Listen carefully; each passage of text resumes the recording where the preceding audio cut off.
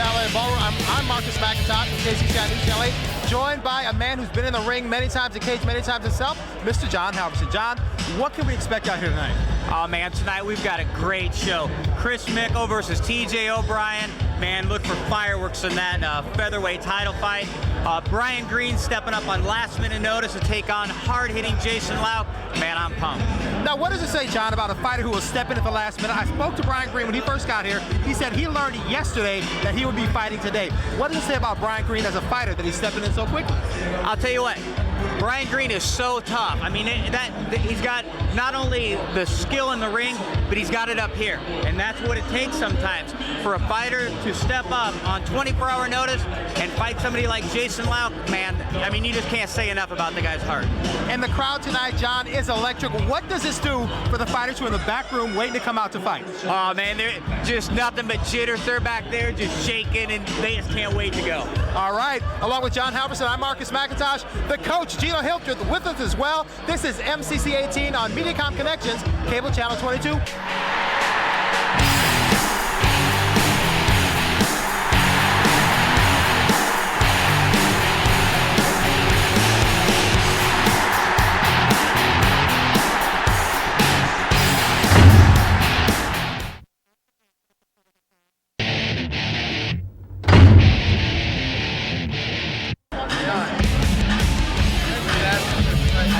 Come to the ring, we have Duran Canada. He's 19 years old, lived in Des Moines. He's from Team Throwdown. I guess his style is described best as unique. Duran weighing in at 156 pounds, standing 5 feet 9 inches tall. This is our first bout of the night. A whole lot happened tonight. The first of 10 fights this evening, so it's going to be exciting. You know, don't go anywhere. You want to stay tuned because these fights can end and they can end quickly. From Des Moines, give it up for Chad Zerflu.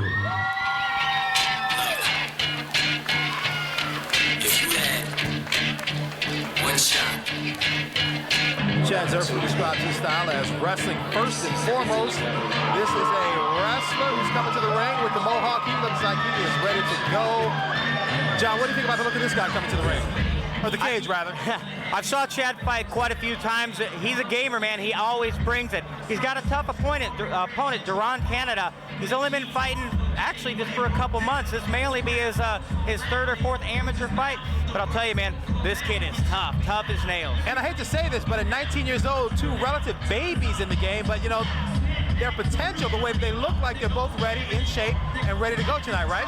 Yeah, absolutely. These guys train hard, and let's hope they fight hard tonight. That's right. Let's bring the coach in there because, Coach, you know, Chad Zerflu is a wrestler at heart. What is it about wrestlers that makes him gravitate toward MMA? Boy, I'll tell you what, you know, Marcus, being a wrestler, you're used to the dedication of putting in the hours, the long hours of blood, sweat, tears, cutting weight. Both of these individuals actually have a wrestling background. Zerflu wrestled for Des Moines Lincoln. Duran Canada wrestled for Des Moines Roosevelt. So I'm excited to see this one go down. Okay.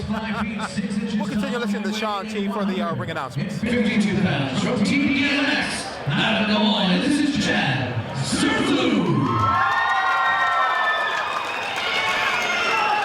Your representing Troy Klein.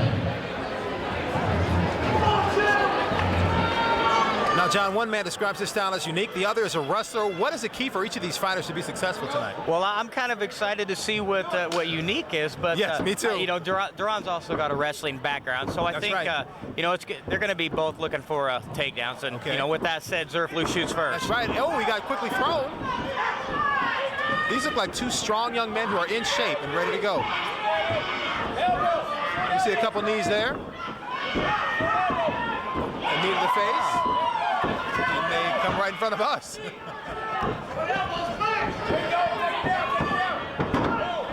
That was a great takedown by Canada. Now, what does Zerflu have on Duran Canada right now? It looked like some kind of chokehold. I couldn't exactly explain it. It looks like, well, you know, it looks like he's more trying to control him. And spins around, taking his back. He's going to want to sink his hooks in right now to really get that control. Duran's doing a good job of defending so he doesn't let his legs get intertwined there and get his hooks in. But this is a bad spot for Duran Canada. Am I correct? Almost on his with the man almost on his back, having maybe a back mount. Yeah, it looks like Zurfluh's riding a little high right now. He might want to look to bail out of that. It looks like Canada might be able to slip right out the back door. Okay, now they're back up on their feet.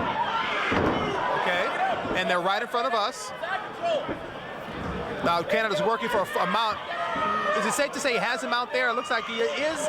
Yeah, all he needs to do right now is what he's doing, and that's just trying to break Zurfluh's grip, and he's already got in a good position. So once he can break that grip free, he's going to be on top, and he's going to be able to rain down those strikes. Okay, and that's what he's done. But Zurfluh now flipped over to his onto his knees, rather.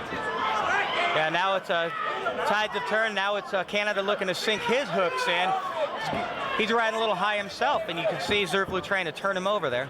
The one thing I've noticed about both the people tonight is when they've each almost had the other's back, but the one on the bottom did not look or seem uncomfortable at all. Yeah, no, not at all. I mean, when we train for every position, normally the bad ones, because that's the ones we often find ourselves in. So this is nothing these guys haven't seen before, but I'll tell you, Zurfluh's in a bad position right now. He's stretched out with Canada on his back, so he's going to eat some punches unless he starts moving. So what does Canada want to do to better his position here? Basically, he just wants to do what he's doing right now. He wants to keep him flattened out. That takes all the control away from Zurfluh from moving, and he's free to rain down those punches. And those punches look like they have some sting to them, but both men appear to be in very good shape. Is Canada working for a choke here? Is he working for a rear naked choke? Yeah, he's working for a choke right now. Looks like Zurfluh's trying to defend it, but what he really needs to do is what we call 2-on-1, and that's put two of his hands on the forearm of Canada to pull it down away from his choke, or away from his throat, so he's not getting choked. Okay. About 10 seconds left in the round. It looks like Zurfluh might weather this storm. And now as they go back to their corners for the next round, what is each man thinking? I mean, Canada, for the most part, has had his way in the first round. He was in some tight spots at times. What is Zurfluh's corner going to tell him when he goes back? Well, they're going to want to tell him just to keep calm and stay in good position. They're also going to want to remind him if that happens again where Canada takes his back, he's going to want to utilize that 2-on-1 because he doesn't want to risk getting choked. His game plan's being executed perfectly. He's a wrestler, so he's going to want to keep it on the ground, and he's going to want to keep top position. Coach, what do you think about both men so far? Both have wrestling backgrounds. They both did not seem at all uncomfortable being in maybe what could have been a bad position. Yeah, you see this a lot with two wrestlers, going against each other. It's kind of like a chess match, and I think that's kind of what we've seen there. We've seen, both guys going for submissions. We ended up the round with Canada on top, in that full mount. Zurfluh gave him his back, but Canada couldn't capitalize on that. So let's see what this next round brings us. All right. And the second round is about to start. Both men, as I've been mentioning, look relatively fresh. They look like they're in pretty good shape, and we'll see what happens this second round. Both men are okay. Both men standing. They're shaking hands, and they're ready to go at it again. Now, if I was going to say, if I was Zurfluh, I would probably try to set up my shot with a punch, kind of keep him off guard. Okay, and that's what he tried to do. And now they're both working in the clinch and trying to get to the ground, or one trying to get to the ground, one trying to stay up. Zurfluh trying to take him down, and Canada trying to stay on his feet. Yeah, Duran looks to be extremely strong. Zurfluh's tried a few different sweeps and trips, and Canada's having none of it. And then we see a good knee to the body by Canada, but Zurfluh's keeping on top and keep trying to, and then he ends up on his back in that exchange in the full mount, correct? Yeah, immediately right into mount, right into a position. This is a really, really bad spot for Zurfluh. Zurfluh does not want to spend another round with Canada mounted on top of him, raining down punches. We all know Canada wants to bring down the punches, the elbows, whatever he has. What is the key for Zurfluh to kind of survive this? Is it doing what he's doing right now, just kind of holding and grabbing onto What him? he needs to do is he needs to keep him tight, try to get him wrapped up, and look for some sort of a sweep. Okay. He went to turn, but he gave up his back in the process. And, again, this is a really good spot for Canada if he can get his hooks in. And what he's working for here is, I'm assuming, the rear naked choke with his hooks in and trying to choke him out from right in this position right here. Yeah, basically he's got a couple different options here. He can either go for the rear naked choke. He can posture up and rain down some punches. And as you said, Zurfluh going for the sweep, and that's what he got. And now Canada looks to be in in not the most not the most safe position for him at this point. Yeah, great turn of events here in Zurfluh's favor. Zurfluh's, you know, he's going to want to get the judges back on his side, and you know, it looks like he's going for a triangle. Triangle choke right there. It looks like it's sunk in pretty well, but from at this, nope, I guess it wasn't. Yeah, he gave that up. Slipped out. Canada got out. I don't think that was the right move for Zurfluh. He had good position. He was raining down some punches. He gave up that position. And now he's mounted again. Now he's mounted again. So, you know, good job on Canada being able to capitalize on Zurfluh's mistake. Just like Gino said earlier, it's a chess match back and forth. Yeah, definitely, you know, and it's kind of a battle of hips, as we call it in wrestling. You know, we've seen them both at the start of this round, you know, in body locks, and both guys going for that takedown. And Zurfluh ended up in Canada's full mount there. But, you know, I still see this as a back and forth battle, and let's see whose lungs last the longest, I guess. So it's a battle of who's in the best shape? Pretty much at this point. And it just goes to show you how things can change really quickly. 10 seconds left in the round, and Zurfluh's back on top. It changes so quickly. It looks like he's in a pretty good position, but it looks like Duran Canada may have been saved by the bell right there, but it just, John, this just goes to show 1 minute, one's up, 1 minute, the other's up. They keep going back and forth. Basically a chess match right now. You know what, I'll tell you, Marcus, that's what makes the sport so exciting, is there's so many ways to win, there's so many ways to lose. You know, mixed martial arts is where it's at, and these fighters have to be very well rounded. It's not a one-dimensional sport. You can't just be a wrestler, you can't just be a boxer, you can't just have kicks, or you just can't have jiu-jitsu. You got to have the whole package if you want to be successful in here. And Coach, is this why wrestlers do so well? Because once it goes to the ground, they're not uncomfortable, they don't panic, they kind of have a sense of where they are and what they need to do to get into a better position? Yeah, you know, just like myself when I was in here once for the MCC fighting, you know, I treated it like another wrestling match. You know, we've been here 100 times before, and it's just a competitive nature of it. And I'll tell you what, you know, wrestling is definitely an advantage because 99% of these fights are going to end up on the ground. Third and final round right here. They shake hands coming out, and they're ready to do battle once again. At this point, it's a pretty close fight, I would imagine. Maybe Canada has gotten the best of them at most points, but they keep coming at each other and not stopping.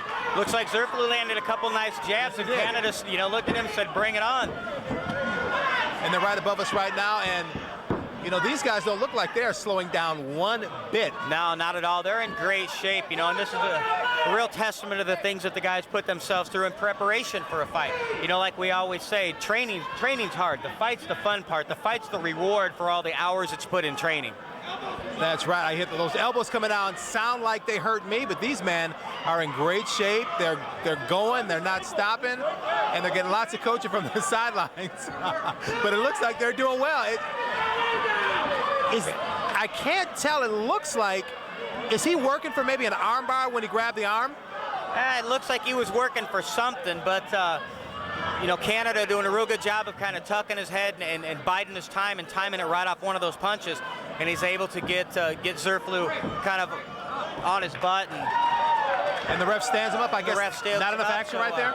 Yeah, like we told the fighters in the back room, the ref's really going to be looking to push the action tonight. So, especially with the 3-minute round fights, you know, not a lot of time to work in there. So we're going to keep it active. And the 3-minute rounds are for amateurs, correct? Absolutely. Now, this is a sample of what's to come later. These two are going at it. They're giving as well as they get, and it's just a tough fight. Yeah, for sure. Zurfluh pulled guard, so he either may be looking for a quick submission or he may be a little tired. It could mean one of the other. It looks like he's working for a triangle, right? Yeah, he looks like he's got a triangle locked in, and he may have it. This is pretty tight. Well, from where we're sitting, I can't really tell. I get a good look at it. But it looks to be sunk in pretty well. 1 minute left. Let's see if Canada can survive. What Zurfluh needs to do, if it's not locked in, he needs to reach up, grab his ankle, and readjust. He's got it over his foot now, but if he can get that leg across the crick of his joint there, crick of his ankle, it's really going to be tight. Is this something the judges will take into consideration? He's ending the fight so strong as far as Zurfluh's going? Yeah, absolutely, Marcus. Whenever you end a round strong, that always weighs in the judge's mind. And at this point, this is a great fight. Back and forth fight. This is anybody's game. It looks like that choke is loosening up just a little. Again, from where we're sitting, it's hard to tell because they're pointing away from us. But it looks like Zurfluh's doing his best to hold on to that hold. Yeah, he's got it in there tight. I just don't know how deep it is. And with 10 seconds left, I doubt he's going to be able to finish it. It looks like this one will go to the judges. 10 seconds left in this fight. It's probably winding up in the next 3. There we go. A good fight for both men. Yeah, great fight. Great way to start out the night. Coach, how do you see it? Boy, I'll tell you what, you get 2 wrestlers in there, and you're not going to see a lot of distance between the 2 of them, and we didn't see a whole lot of distance. They were both wanting to clinch it real quick and go for that takedown. Still got it kind of back and forth. We've seen Canada on top quite a few times, and we've seen Zurfluh going for quite a few submissions. So striking I'd have to give to Canada, but submission attempts I'd go to Zurfluh. Do you think Zurfluh might have pulled it out with that strong 3rd round the last minute, basically having him in a triangle choke? Well, I'll tell you this. I don't know that he pulled it out just yet, and I'll also say I'd hate to be a judge right about now. Yeah, you think the fighters have a tough job, man. The judges, especially on a fight like this, they've got their work cut out for them as well. Both men look like they put in a lot into this fight. They both look very tired.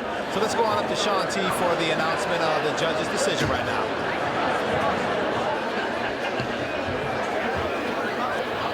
All right, ladies and gentlemen, after 3 hard-fought rounds, we go to the judges' decision.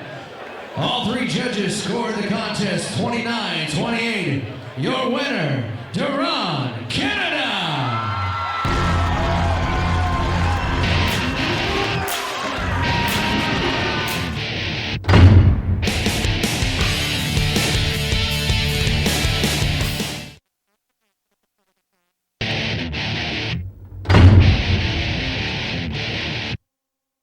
First, fighting out of the red corner, from Litterdale, Iowa, this is Randy Knudsen. Once again, I want to thank some of our media sponsors tonight. MediaCom, bundle cable, phone, and internet for big savings. Uncle Buck's Party Bar, home of the after party for the MCC 18 event. And Twisted Parrot, home of all UFC pay-per-views and MCC viewing parties, and never a cover. As another fighter comes into the ring, we are set for our 2nd bout of the evening. Another 3-minute rounds for another amateur fight. From Bennington, Nebraska, give it up for Joe Trader.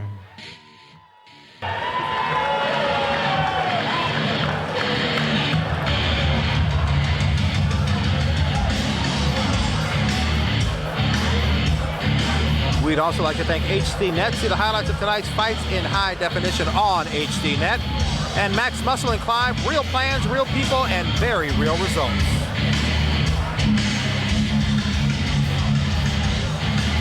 John, I got to ask you, are the amateur fighters, is their goal to fight in the MCC and then go on to other, maybe bigger things?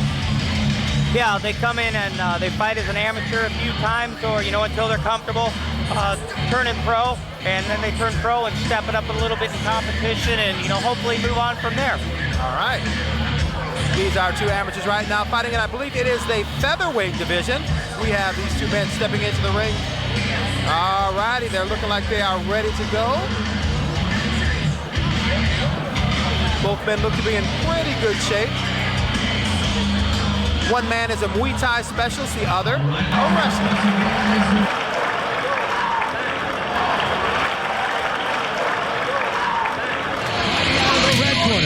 He stands 5 feet 7 inches tall. He weighed in at 146 pounds. From Team Round Kick out of Litterdale, Iowa, give it up for Randy Knudsen. And his opponent in the blue corner. He stands 5 feet 6 inches tall. He weighed in at 145 pounds. From Team Huff House out of Bennington, Nebraska, this is Joe Trader. John, I'm looking at Joe Trader, and I'm scared. This guy is ripped up. He is rock solid. I'll tell you what, man, he fought on the last show, and he impressed everybody in the house. This guy comes to bang. I'll tell you what, he's only fought 3 times. It looks like he's been in there for years, so Randy Knutson's definitely got his work cut out for him tonight. And Randy trains with Pete Peterson, so you know he knows what he's doing, definitely. Oh, yeah, for sure. I'm sure. Joe Trader landed a couple heavy blows right there. A heavy left hand, or right hand, rather. Yeah, Trader is no slouch, man. That's for sure. Don't let the amateur status fool you because, man, this guy will go all night, then 2 hours. But with Knutson's Muay Thai background, is this where Trader wants to be? Yeah, you know, with a kickboxer, this is the best place to put him, right on their back. You know, and a wrestler, dominant position, right on top. You know, it's like Gino could probably tell you the same thing. A wrestler doesn't want to be on his back; he wants to be on top. Trader posturing up and was raining down blows for a minute there. I'm sorry, Gino, go ahead. Oh no, definitely. You know, as a wrestler, that's a prime positioning that you want to be in right there, is on top, especially against a striker in Muay Thai. You don't want to mess with those kicks, those punches, those elbows, knees. So you know, this is definitely where Trader's going to be more comfortable at. And I guarantee you, Knutson's wanting to get the heck out of there too. It looks like Knutson might be bleeding between his eyes. I can't really tell if that was just a bruise or bleeding, but Trader is raining down blows hard, rights and lefts. I would think he needs to get out of this position and somehow, or go for a submission, do something. Yeah. Oh, that's definitely not a spot where you want to spend too much time. You know, you're not going to be. Joe Trader's a powerful guy, and you're not going to want to take too many of those shots. And he's trying to punch through the ring. Yes, so. he is. He's bringing it with some savageness.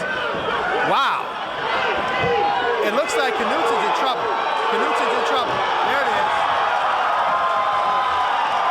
Yeah, that's like that's all she wrote for Knutson, man. He took a couple hot ones, Marcus. Yes, he did. Wow. And that's just how quick a fight can end. Just like that, you know, pow, done, over. Wow. You were right when you said Joe Trader had some heavy hands. He was throwing bombs right there. I'm telling you, this is definitely a guy to watch out for. You know, it's a blessing for us to have him here in the cage right now because I have a feeling this is a guy you're going to pay to see on pay-per-view someday. And the thing is, he's an amateur now, so he's just going to presumably get better and better and better. Yeah, better and better. I mean, this makes him 4-0 as an amateur. I'm assuming he's probably looking to go pro sometime this year, and we'd love to have him back. With a body like that, he looks like he could go maybe 3, 4, 5 rounds tonight. He looks like he is really ripped. He looks like a huge 145, huge featherweight. He's in great shape. He's always in great shape. Trains with a great camp at Huff House. Training partners with UFC Ryan Roberts, veteran there, Matt Williams. 36 seconds in the first round by knockout, Joe Trader.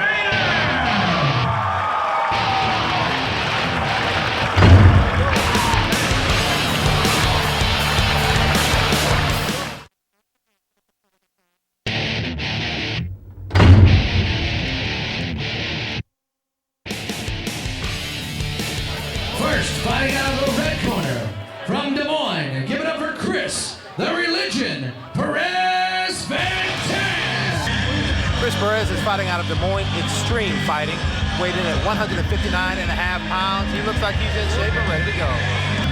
Looking at Chris Perez right now, all the tattoos. We'd like to thank one of our sponsors, Colorworks Tattoo and Body Piercing, located in the lower level of the Valley West Mall. Des Moines, give it up for Tony Helm.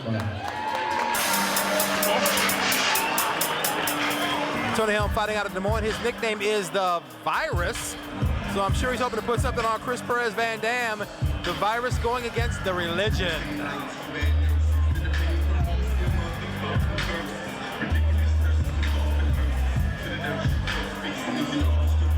The Virus is trained by TJ O'Brien, who is the featherweight champion. He'll fight a little bit later in our main event this evening as he takes on Chris Mickle, defending his featherweight championship. Once again, this bout dedicated to Secret City Promotions. It's pitting 2 men against each other.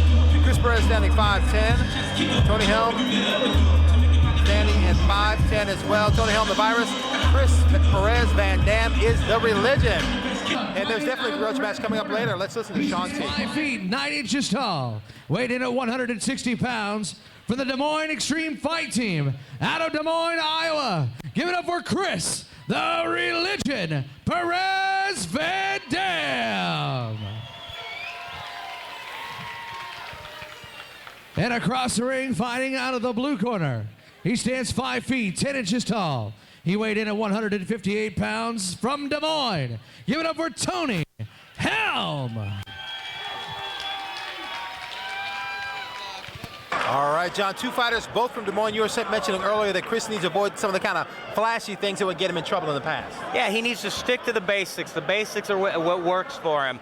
If he can stick to the basics and try to capitalize on the experience that he has over Helm, he may have a better chance of coming out on top. Okay. He's throwing some punches right there. They're in the clinch with Helm pulling guard right there. Well, Helm trains with our featherweight champ, TJ the Spider O'Brien, and you know, he's looking like he's going for a submission right off the bat. So, yes, you know, definite credit to our champion who's taken this guy under his wings and taught him a thing or two. And Coach, what is this trying to do right now? That definitely, you could see that TJ O'Brien coming out in Helm right there, going for that. The legs going up and everything? Yeah, working that rubber guard. I'll tell you what, folks at home, right now we're seeing 2 of the coolest tattooed fighters of the MCC next to John Hurricane Alverson. Maybe they got there some Colorworks tattoo and body piercing located in the lower level of the Valley West Mall. Now Van Dam, he's posturing up, throwing heavy punches right there. Yeah, Van Dam doing. Now he's got the full mount. Doing a great job. Yeah, moving from position to position and getting full mount. And you know, again, he's sticking with the basics. He's doing what he needs to do, and he's fighting a good, smart fight. Now, what does Tony Helm need to do to get out of this position? Because it looks to be trouble. Yeah, he looks like he's trying to tie up his arms, but he wants to keep Van Dam close to him and look for some sort of a sweep. Oh, wow. And just, you know, go out the back door.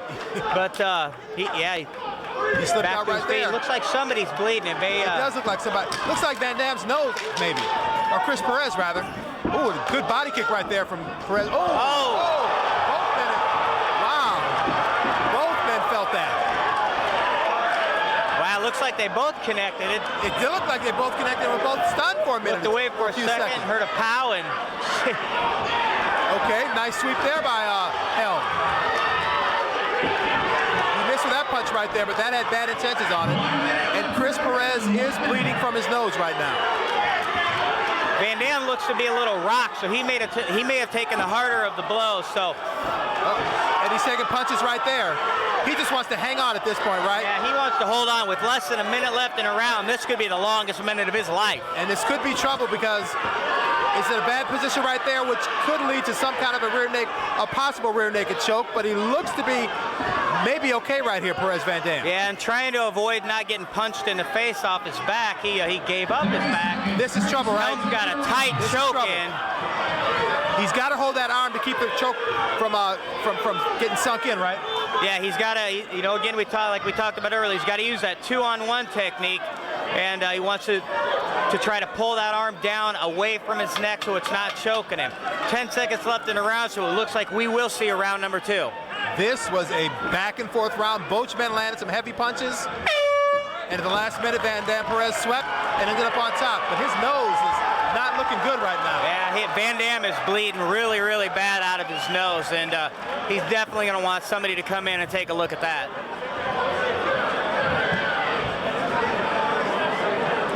Van Dam looked to be doing fairly well in that round, but then he got caught. They both seemed to get caught with heavy punches, and then it seemed to go downhill for him. Yeah, you know, it's anybody's game. You know, it's when you're standing up throwing punches with 4-ounce gloves, I always refer to it as you're basically playing Russian roulette. It's who clips who first. Coach, a lot of good action that round. Oh, man, we've seen a definite change of momentum there. What are you looking for in the second round, Coach? Boy, I'll tell you what, we'll see what happens with, you know, the nose of Van Dam here, Perez Van Dam. You know, that can really affect your breathing going into that second round. You know, you got your nose full of blood there, possibly broken. You know, that could definitely play a factor, so I'm interested to see what happens here. With that being the case, would Chris Perez want to try to end this quickly? Maybe using some of those high-risk, high-flying things you mentioned earlier, John, that have gotten him into trouble? Well, you know, I don't know. I don't know if I agree with the high-risk moves, but I definitely agree with you. He does want to end this early. He took a couple heavy punches on there. Those are still going to be right on the tip of his mind, so he's definitely going to want to end this early. Both men are swinging. Perez landed some heavy blows right there. He's swinging hard. And they come right in front of us. And with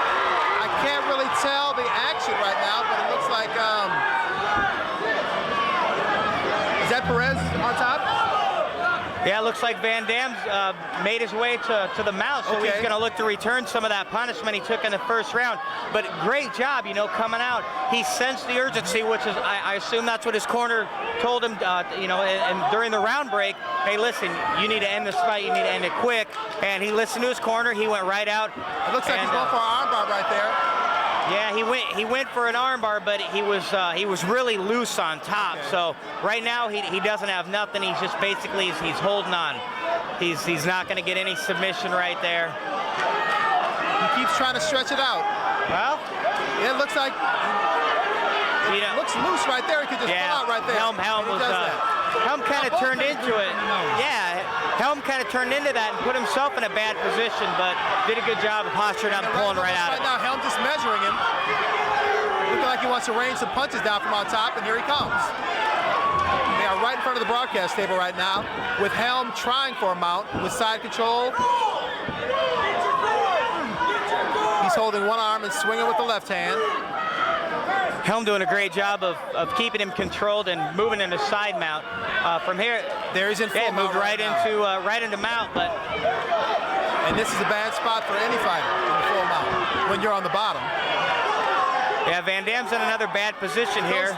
So it looks to go out the back door. Man, this is just like the first fight, man. Back and forth action. This is awesome. And the crowd is into it. This is what they paid to see. Yeah, absolutely. Fighters in MCC are some of the best in the Midwest, and you're seeing what it's all about right here. Both men bleeding out of their nose, both men struggling, both men trying for hold. Was he going after an ankle lock right there? It looks like he thought about it for a second, but I think he realized he didn't have a whole lot. Right now he's going for an Achilles lock, but he's not in the greatest position to pull it off. Both men seem to be trying hold after hold after hold to end this, because I have a feeling they're both very tired. I'm sure they're both very tired. Both of them have been mounted, back mounted, unmounted, punched, knocked down. So, you know, it's 30 seconds left in the round. We're probably going to see a round 3. I'm sure these guys are pretty gassed at this point. And just moments ago, the referee did have to caution Helm about heel kicks to the face, or the head rather, so that's something you don't want to do. But they're both struggling here. They're both breathing hard. Their mouths are wide open. They're both really tired. And you're like you said, John, looks like a third round here, and it could be anybody's fight at this point. It went back and forth, some heavy blows landed. Yeah, this is a really close fight. You know, I couldn't call it right now. If I was a judge, I'd have my work cut out for me. Coach, I'm sorry, John. Coach, talk about that action in the second round. Wow, we've seen a lot there. And again, another shift in momentum there. You know, we've seen Perez Van Dam come right out. He must have listened to his corner there, and he came out firing, guns a-firing. Give him a couple of hays and how are yous. But, you know, we've seen Helm there end up on top, and then Van Dam, they ended up in kind of a stalemate type position there, and neither guy was amounting to do anything. But, boy, this third round's where it's going to be, boys. That's right. Van Dam's corner man telling him exactly what he wants him to do, using some colorful language to do it. We'll see if he can accomplish that in the third round, John. Yeah, absolutely. One of Chris's corner guys, Travell Hill, former training partner of mine, and this guy, when it comes to boxing, knows his stuff. He's a great boxing trainer. He's a great boxer, but he's given Chris the tools he needs right now to go out there and finish the fight. If Chris listens to him, does what he's told, he's got a good chance of ending the fight. All right, let's see if the religion can spread some of that this round and come out with a victory. They're both breathing hard. Both of their mouths are wide open. The virus, Tony Helm, he looks tired as well, but both men are giving as good as they're getting at this point, and this is another exciting fight. Here they go, round number 3. This round could decide who wins this fight. It's going back and forth. They're shaking hands as they start the round, and both men swinging. Nice great punch by Van Dam right off the bat. Great straight right down the pipe, just like his corner told him to do. That's right. Now he's going for punches from the top, trying to rain down punches. His corner imploring him to stand him up, though. Yeah, if I was Perez, I would keep it standing. He's had a lot better luck than he's had on the ground. I'd keep it standing. I'd back right out of the guard right now, make Helm stand up and trade with me. Helm wants to be on his back. He pulled guard right off the back, so you know that he's comfortable there. I'd want to take him where he's not comfortable. That's on his feet. Okay, now Perez Van Dam trying to pass guard, but he's unable to. He's working to do that. In the meantime, Helm is just holding there. Like you said, John, that appears right where he wants to keep Van Dam Perez. Yeah, absolutely. Van Dam went to pass, got caught in a half guard. Now it looks like he may be back to full guard. When he went to pass, Tony Helm grabbed the leg and went right up for the rubber guard. So, you know, this is, like I said, this is exactly where he wants to be. Coach, how do you see it? I say that Perez had better luck standing. Where would you want to keep the fight? Oh, yeah, sitting over here, we can just hear Perez Van Dam's corner man saying, stand him. Whoa, stand him whoa, heavy punches. Heavy right hands by Van Dam. I'll tell you what, you know, if there's an advantage for Perez, it's up on the feet.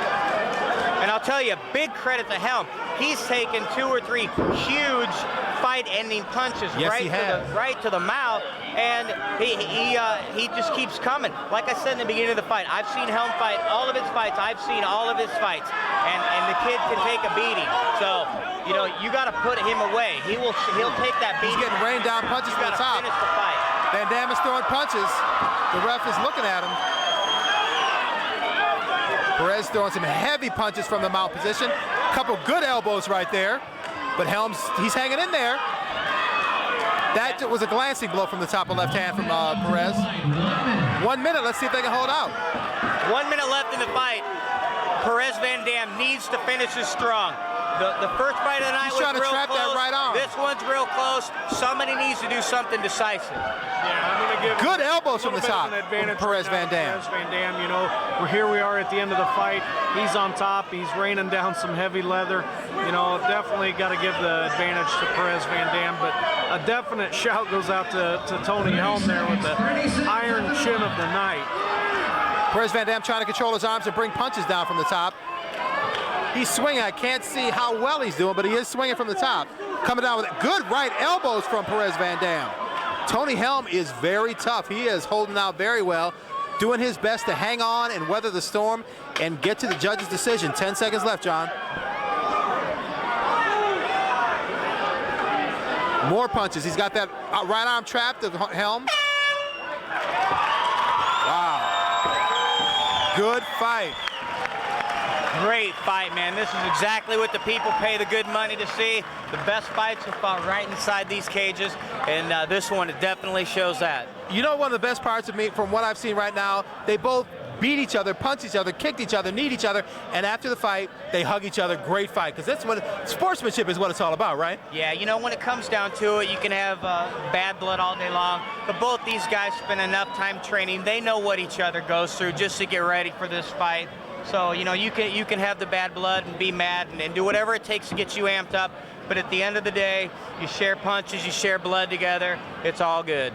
It looks to me, and I don't want to make any predictions right now, but Van Dam was getting the best of him toward the end of the fight, but now it's time for the ringside announcement, or in-cage announcement with Sean T. Judge number 2 scores the fight 29-28. Judge number 3 scores the fight 29-27. Your winner, Chris the Religion Perez.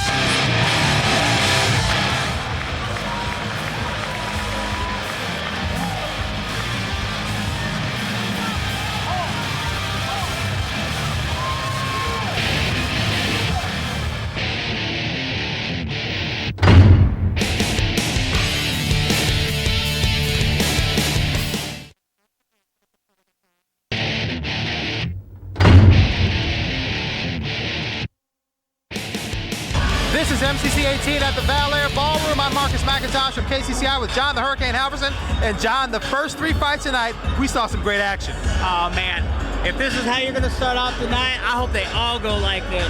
Back and forth action. First fight, we saw it was real close.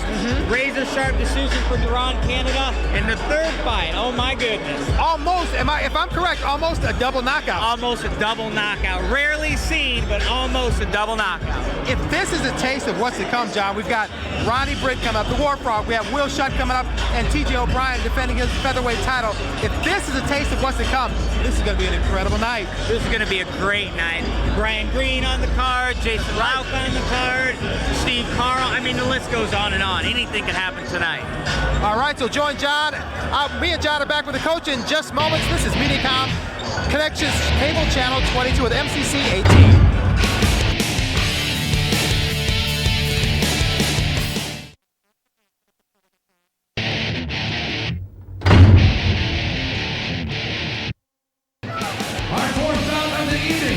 Is in our welterweight division, consisting of 3 3-minute rounds. First, fighting out of the red corner, from Des Moines, Newborn.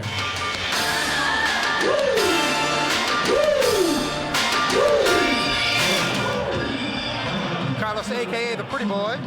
Want to thank Vannis Bank. Join the Vannis Bank Fight Club and make the statement, my bank can beat your bank. Also want to thank Budweiser, the official beer of MCC, and Bud reminds you always, always drink responsibly.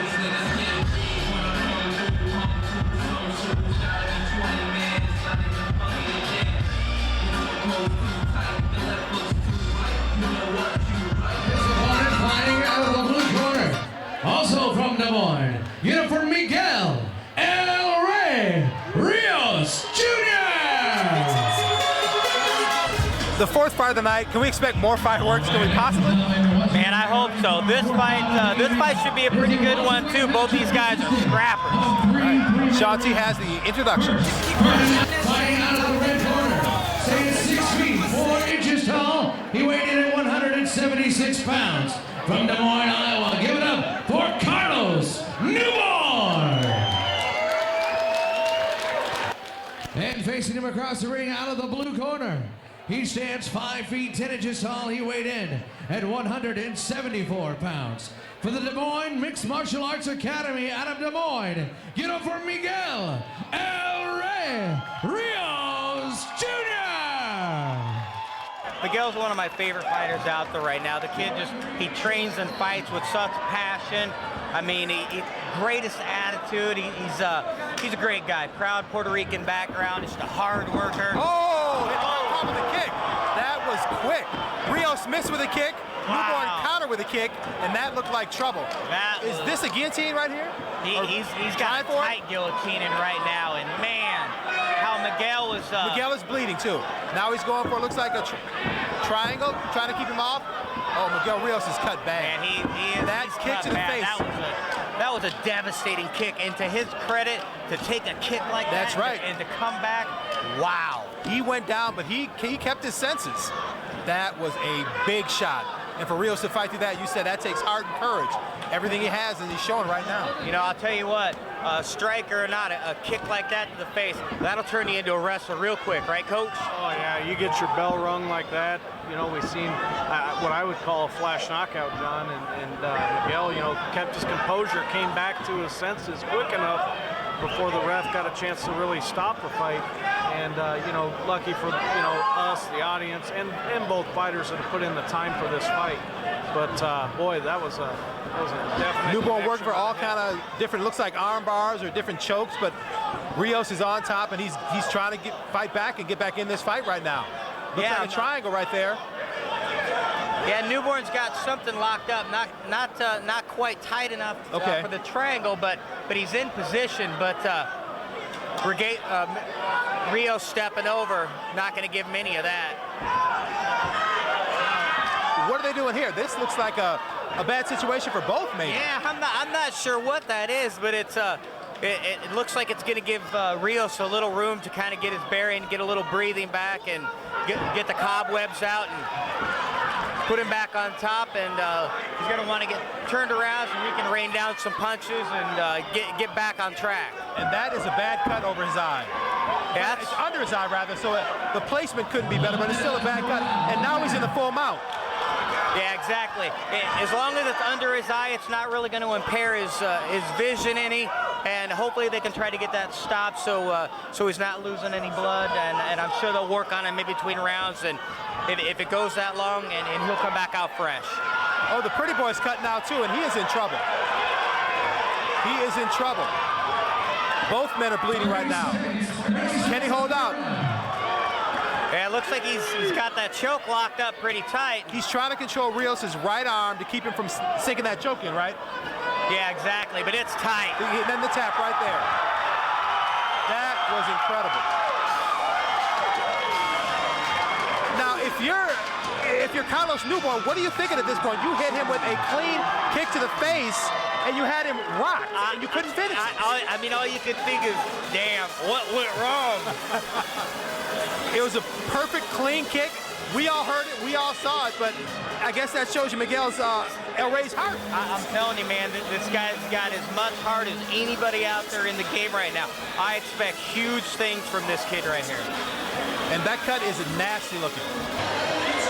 Ladies and gentlemen, your winner, 2 minutes and 42 seconds in the first round. Your winner by rear naked choke, Mickle Rios Jr.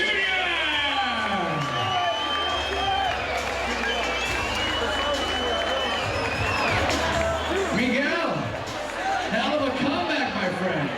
You got there within the first few seconds. He hit you with that kick. Everybody thought you were just about done for. And somehow you got your rocks back together, come back. What were you thinking at that time when you got hit? I didn't know he hit me with a kick. Well, I'll tell you what, you came back, you fought hard, very close, a little back and forth action. Was he tougher than you thought? I didn't overlook him. He definitely used the strengths that I knew would be tough to conquer. But I'm a strong-willed guy, and you're gonna have to put me 6 feet under to freaking finish me. We're back with much more on Mediacom Cable Channel 22.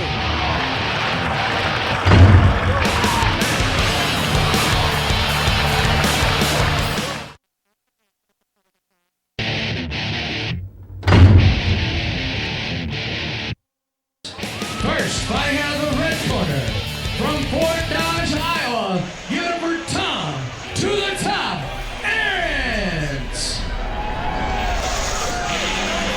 Thomas Aaron's coming to the cage, describes his fighting style as heart and soul, John. And I'll tell you what, he's got it. I can attest to that because I've actually been in the cage with Tom Aarons.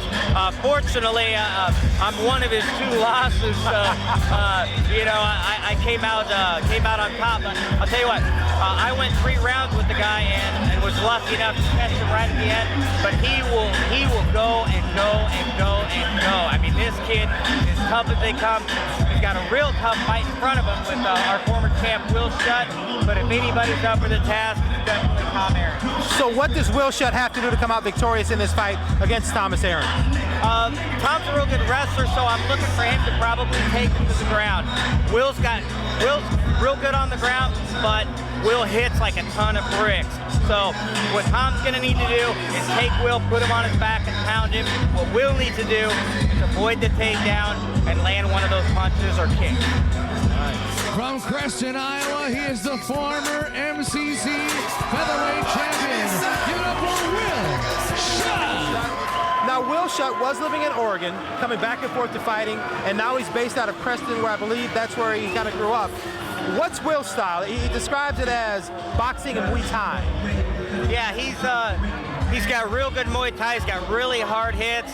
He loves to keep it on his feet, but he's pretty good off his on the ground too, whether it's off his back or on top. He's a real strong, powerful guy, and he's had a lot of tough fights, and a lot of times he comes out on top. And even when he doesn't come up top, he puts on some of the greatest fights. Side announcement, and to introduce the 2 fighters in this next fight, taking place tonight, our 5th fight of the evening. Sean T, take it away.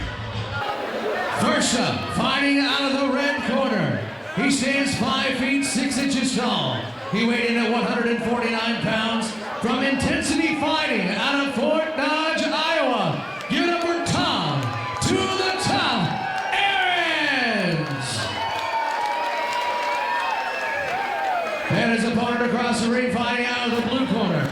He stands 5 feet 7 inches tall. He weighed in at 149 pounds.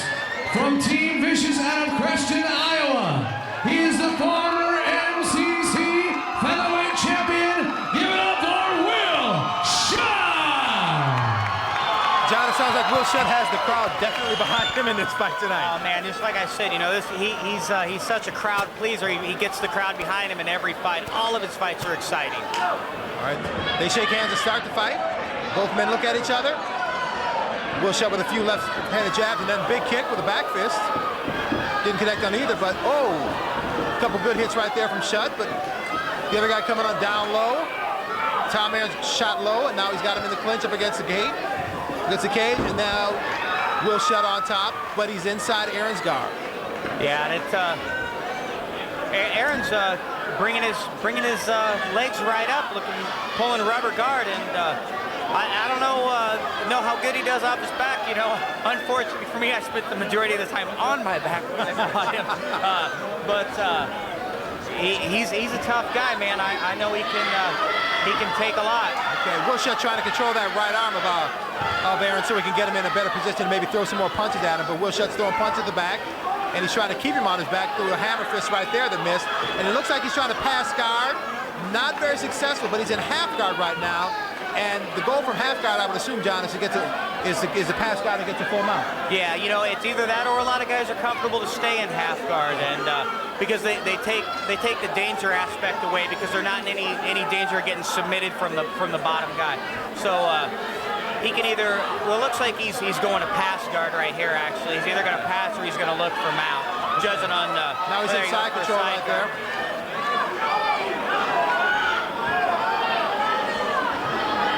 Wilshut looks like he's in shape and he is ready. Aaron's back to his feet. Oh, a vicious knee right there from Wilshut.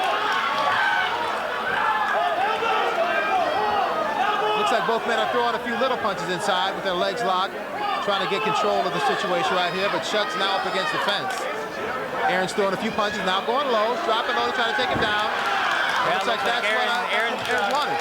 Going to put him on his back and see what he can do from there. Will looks like he's trying to grab a Kimura, and he looks like it's pretty tight. Uh-oh, that could be trouble. That could be trouble right there. Aaron's trying to break free and trying to roll and spin and keep moving. That's a bad situation for him right there. Man, that looked pretty deep. I don't know. Shut still got a hold of it. And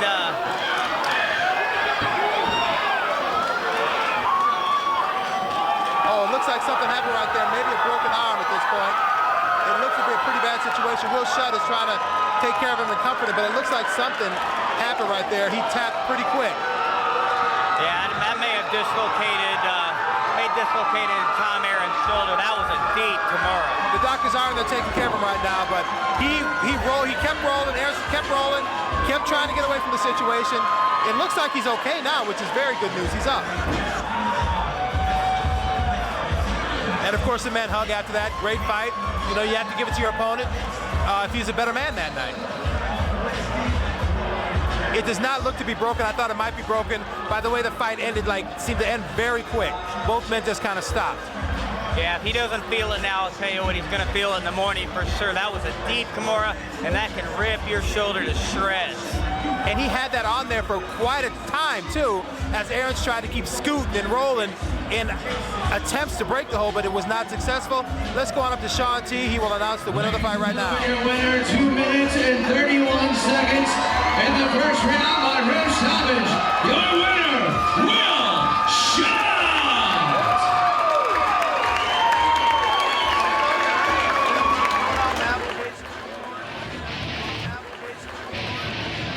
We're back with much more on Mediacom Cable Channel 22.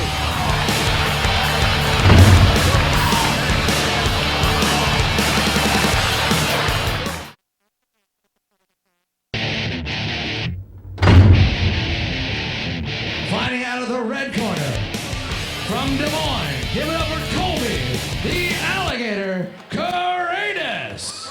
Now, John, I've seen Colby fight a few times. I don't know about Jake Brown. Talk about two fighters, if you will. Well, you know, here the second fight in a row where I've actually been in the cage with Dirty Bird, Jake Brown. You know, he's a scrappy guy. He's got a wrestling background, but he will stand up and trade punches with you.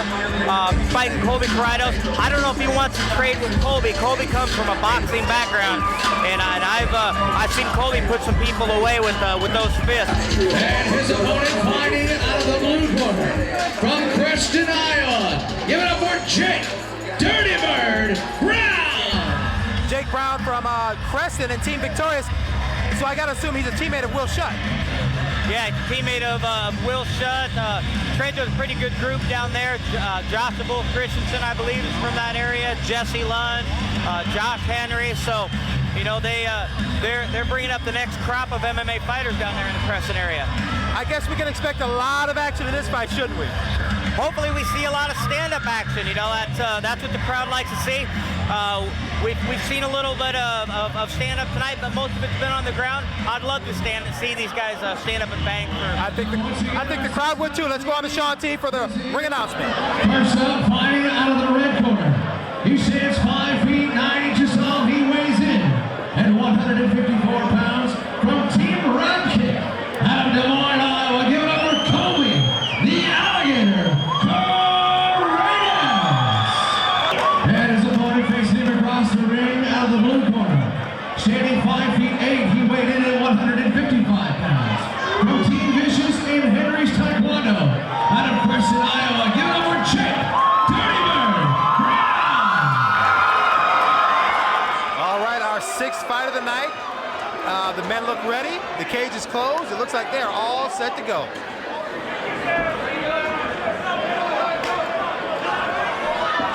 Oh, a nice punch by Corredos. Oh, vicious punches. Quick left jabs. Oh, both men swinging.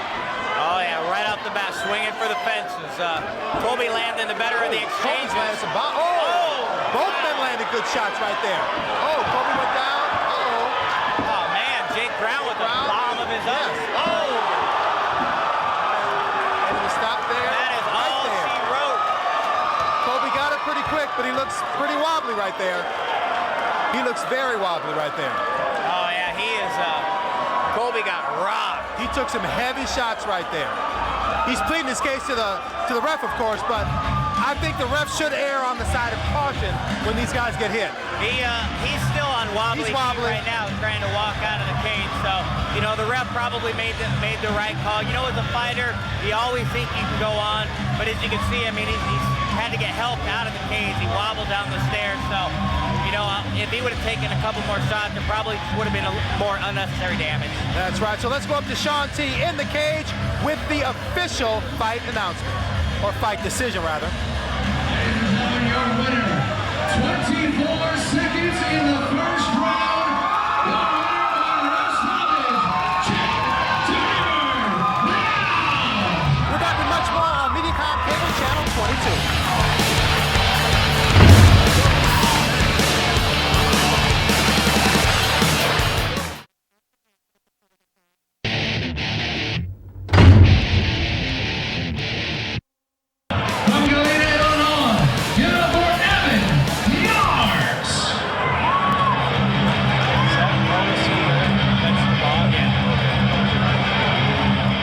Seventh fight of the night, the combatants coming to the ring. Want to also recognize some of our sponsors this evening. 5-Star Promotions. Check out their brand new designs in their new state-of-the-art studio in Highland Park. Spartan Strength, from circuit training to kettlebells, there's a workout to meet everyone's individual needs at Spartan Strength. And Perfect Water, it's not just better, it is perfect. Evan Marks describes himself as a as a freestyle fighter out of Clinton, Iowa. His nickname is the Mercenary. John, are you familiar with Evan Marks at all? Have you seen any of his fights? I haven't. I don't know anything about the guy. From what I hear, he's a pretty good striker. So this is a classic matchup against striker versus grappler, because Ronnie's going to be definitely looking to take it to the ground. That's where he's strong. So this could be an interesting matchup. And of course, Ronnie is Ronnie Britt, the War Frog, who describes his fighting style as froggy style. So I guess he's ready to jump in and fight at a moment's notice, right? I guess that's what that means. And his opponent fighting out of the blue corner from Des Moines, Iowa. Give it up for Ronnie, the War Frog Britt. Ronnie Britt is definitely tough. His age of 43, do not look at that at all, because Ronnie looks so much younger. He's definitely tough as nails, and he, as Coach said, he goes for those quick submissions. Yeah, absolutely. You know, another guy who just doesn't slow down, doesn't let Father Time catch up with him. 19 years the elder of his opponent, Evan Marks, but we'll see. Ronnie's been in the cage quite a few times. It's Evan Marks sporting a 12-6 record against Ronnie's 14-2 record, so similar amount of fights. He stands 6 feet 1 inches tall. He weighed in at 185 pounds from Galena, Illinois. Give it up for Evan Marks.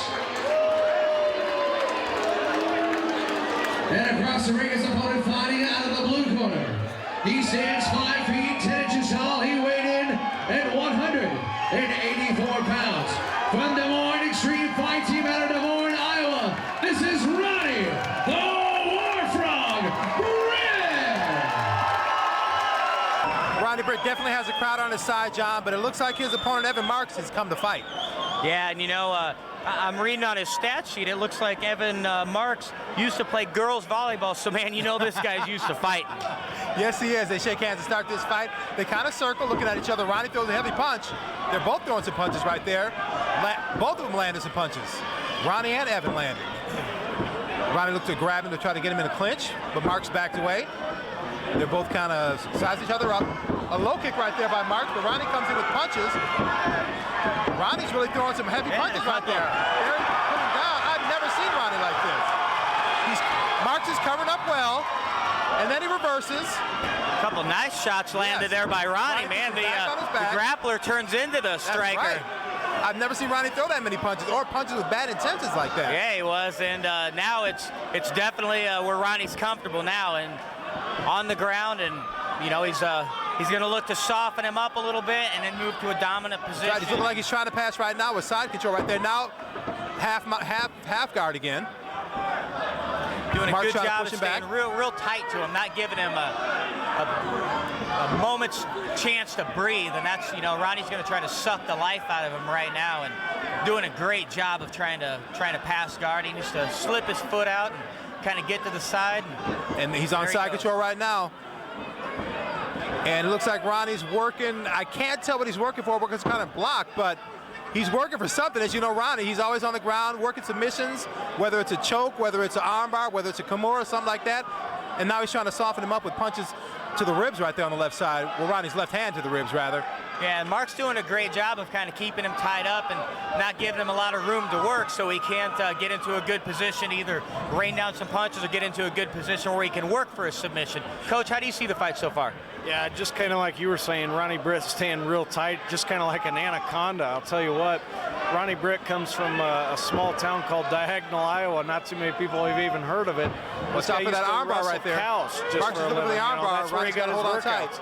But Ronnie Britt, you know, he's a submission wizard, like I said. And I see Ronnie in a definite advantage right here, just kind of picking and choosing his spots here, maybe possibly looking to pass that guard that he's in right now and looking for a submission. Looks like Marks went for an armbar, but it was pretty loose. Ronnie was able to get right out of that.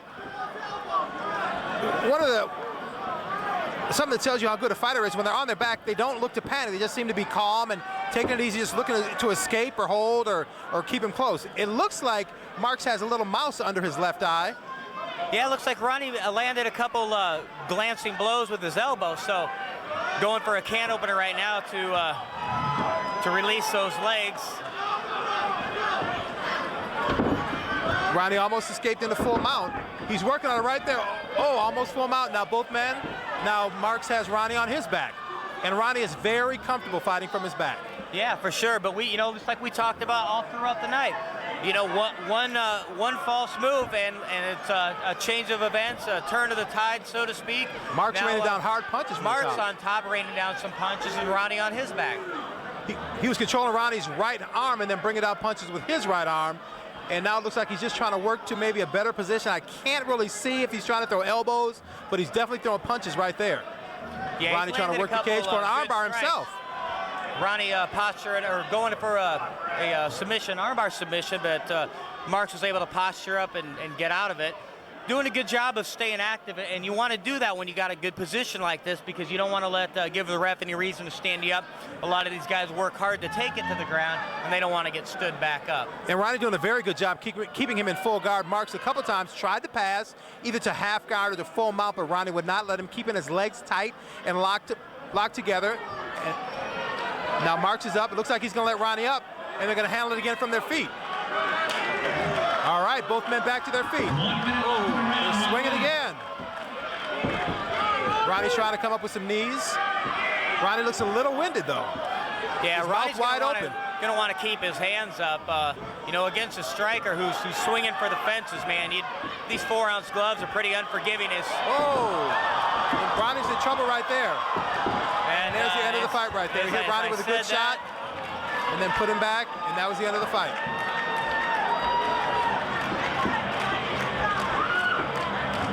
A quick end to the fight, Coach. Well, I'll tell you what, action-packed right there, you know, unfortunately for Ronnie Britt there, but hats off to Evan Marks. You know, he came through, looked like Ronnie was hoping to get that back to the ground, and Evan Marks capitalized on the feet. So hats off to Evan Marks, and I'm sure we'll see both these warriors back in the ring again. The doctor's tending to Ronnie right now. He's breathing well. He's awake. He looks like he's okay, but John, you mentioned his hands were low. I saw his mouth open. Ronnie looked really gassed toward the end of that first round. Yeah, this isn't normally the weight that Ronnie fights at. He's fighting up a weight class, so I don't know how hard he was training for the fight. He's always game, but you know, the training comes too. It's not just the experience, it's all the training, the road work, everything you put in leading up to the fight. You know, so I'm not so sure how hard he was training. I'm sure he was training, but you know, how hard is yet to be questioned. Yeah, I agree. His mouth was open. He was sucking wind. And his hands were low, and those two things right there are just a sign of a tired fighter, and Marks was able to capitalize on that mistake. And it's good to see his opponent going over there to help him, making sure he's okay. I mean, you know, Marks knows he was in a fight. He was in trouble early in the fight. He's got the mouse under his eye, and it looks like blood coming from his nose. So, you know, Marks definitely knows this was not an easy fight. Despite a relatively quick knockout toward the end of the fight, Marks knows he was in a fight, and he knows very well that could have been him on the receiving end of the knockout. Yeah, great back and forth fight, you know, before the knockout. Ronnie's still a little wobbly though. Yeah, that was a tough shot. He's probably going to be wobbly for a bit. Yes, it was a very hard shot. Now let's go to Sean T for the official announcement. Ladies and gentlemen, your winner, 4 minutes and 31 seconds in the first round by knockout. Your winner, Evan Marks.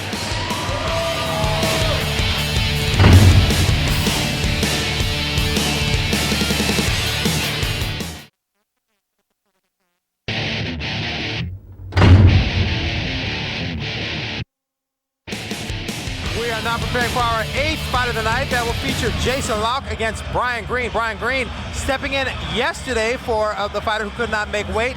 What can we expect from these? These are two kids. From what I understand, I've seen Brian Green fight. He likes to stay in his swing, but he's good off his ground as well. I don't know much about Jason Lauck, but I heard he likes to stay in his swing as well. Yeah, Jason, both these guys, former middleweight champions. Jason Lauck loves to stand and bang, loves to keep it on his feet. He's real quick. But hey, we've seen Brian Green in here not only submitting people, but knocking people out. So this could go either way for either one of these guys. That's right. I want to thank and recognize some more of our sponsors right now. Mediacom, bundle cable, phone, and internet for big savings. Uncle Buck's Party Bar, home of tonight's after party. Also, check out the Twisted Parent, home to all UFC pay-per-views and MCC viewing parties, and never a cover. Coach, what do you think of that action before tonight? What do you think of that action in that fight, Coach, between Ronnie Britt and Evan Marks? I mean, you know, once again, we see just a downright battle right there. And coming up next, you know, we got Jason Lauck versus Brian Smoking Green. And Brian stepping in on short notice in place of Minivan, who had a little trouble. But anyways, this one right here is going to prove to be another battle. All right, both men like to stand and bang. Let's see what happens as the ref signals a start to the fight. They're both wearing white shorts. Brian Green on the left side of the screen. Both men kind of feeling each other out. Lauck looking very serious and determined right there. Both men in typical, what look to be boxer-type stances, but they can do anything from those situations. Both men throwing kicks, both landing. Both men still feeling each other out. Brian Green with a left jab, rather. Lauck looking to counter. Both men throwing like faint little jabs out there. A straight left hand from Jason Lauck. Both men this could be a real technical fight. Either way, whether it's on the feet or on the ground, man. Both these guys are true veterans, and looks like they're feeling each other out right now. Good inside leg kick from Lauck. Kind of a Superman punch right there from Lauck. Didn't land a glancing blow. Brian Green looks pretty relaxed. Both men with kicks, both landing. Brian Green should keep his hands up, though. Don't put those hands down, as we saw in the last fight. That could be dangerous. Wild leg kick by Brian Green. Both men seem really calm and relaxed. Good exchange by both fighters right there. I was talking to Brian yesterday before weigh-ins, and he said that Lauk, they've trained together before in the past, and Lauk actually got the better of him standing up. So, you know, another true credit for Brian taking this fight on such short notice. Good leg kicks by both men. Lauk throwing some heavy leather right there, but Green seems to be answering right now. A heavy leg kick just moments ago from Lauk, though. Good inside leg kick right there. The crowd starting the Mean Green chant, hoping to inspire. Oh, good punch by Brian Green. Oh, wow. Lauk came back with one himself. Man, both men caught heavy punches there. Great shot by Brian, and man, Lauk was able to stay up after that. That was a hard shot. Oh, both men throwing some heavy hands right there. Good exchange by both fighters.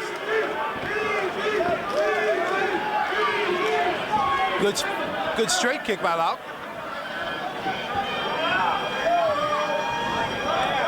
Brian Green covering up well, and Brian Green's moving very well.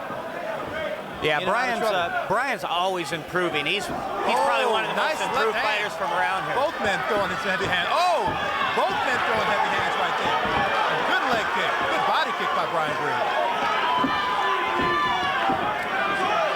Both men showing they have tough chins. Good inside leg kick by Brian Green.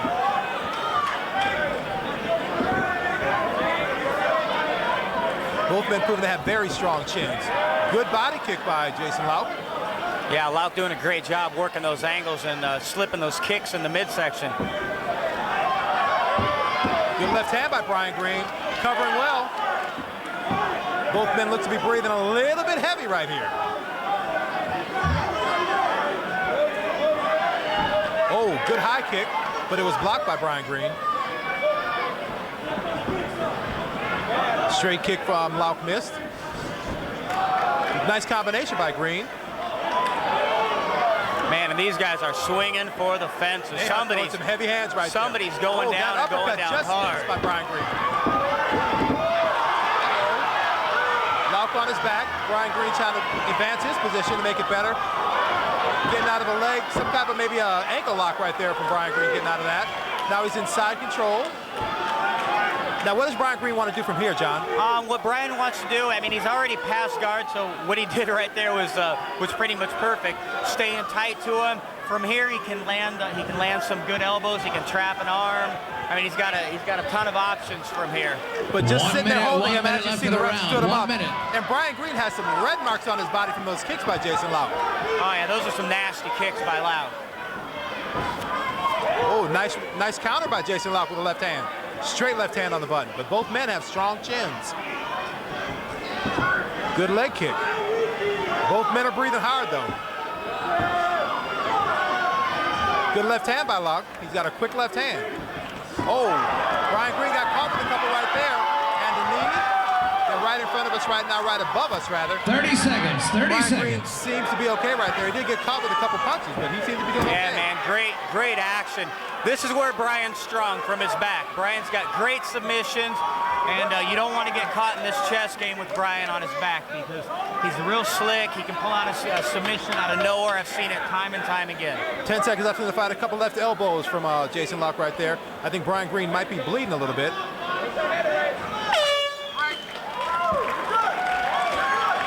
Yep, Brian Green blinking a little bit. His right eye's kind of bruised up. Brian Green bruised up and a little bit of a mouse under his right eye that if it swells up could cause a problem. He seems to be spending a lot of time rubbing that eye. And if that keeps swelling up, that's going to be a problem, isn't it, John? Yeah, man, if he can't see out of that eye, that's not something he wants to tell the doctor. You say you can't see out of one of your eyes, and the doctor has no choice but to stop the fight. He was winking, so we'll see. They're looking at him right now. We'll see if it's a mouse, if it's something that you can put some end swell on, or if it's cut, if they can get the bleeding to stop. But yeah, he took a pretty good shot to the eye. Round number 2 about to begin. Let's see if they keep throwing the same punches. Let's see if maybe both men are a little bit tired. We will see as the second round is about to commence. Shaking hands again, touching gloves. Both men look to probably continue where they left off in the last round. Both men seem to be looking for their opening right here. Oh, another good leg body kick. A high kick by Lauk. action right there. Brian Green took him down, though. He's in the half mount position. Yeah, great takedown. Great trip by Brian Green to take it to the mat. Both fighters are real slippery right now, so when it comes to the submission game, it might be a little bit harder. So if Brian grabs the limb, he's going to have to really almost full mount, but he was swept right there. Almost a full mount from Green, but as you said, Brian's okay on his back, right? A little careless, got a little loose, and got swept. But yeah, Brian's real comfortable here, and you know, Brian's just the kind of fighter that you never ever count out. The beating that he took by Joe Vitapo, you know, I'll tell you, I never doubted the guy. Went after the armbar right there. Looks like he might have it. He's tapping out right there. Brian Green had the armbar. You just mentioned it, John. You just mentioned it. How slick Brian Green is. How he can get that submission right there. Despite the fact both men are dripping with sweat, he got that armbar and ended that fight. I'm telling you, man, Brian's got submissions out of nowhere, and that goes to prove it right there. Wow, that was a quick end to the fight. Let's go up to the cage for the official announcement from Shaun T.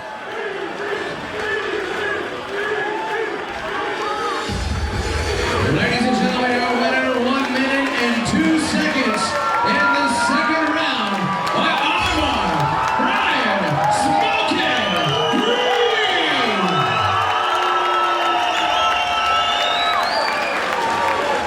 Coach, the action in that last fight, I mean, John mentioned it, both men were really sweaty and really slick. How did Brian Green pull that off? Yeah, I just, you know, just like John said, never count out Brian Green. And boy, I'll tell you what, we just seen a classic example tonight of that. This guy can pull out submissions out of nowhere from any angle.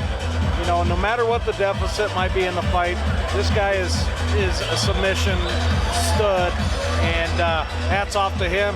You know, he fought a tough competitor tonight, Jason Lau, very tough dude out of the Militich camp, out of Davenport.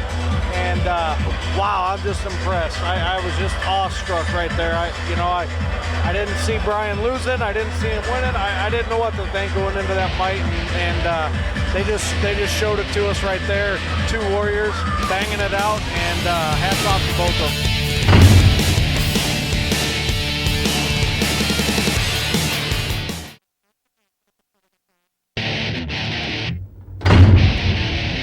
Now the next two men fighting, I believe it is, let me see here, Steve Carr versus Matt Delanoy. This, from what I understand, is kind of a grudge match because Delanoy beat one of, I guess he beat one of, he beat Carl's teammate and then did a disrespectful gesture afterwards. So from what I understand, this is kind of a grudge match between the two. Yeah, you know, it was kind of billed as a grudge match, but at the weigh-ins, they were talking and they were in good spirits. So, you know, I don't know if there's any bad blood.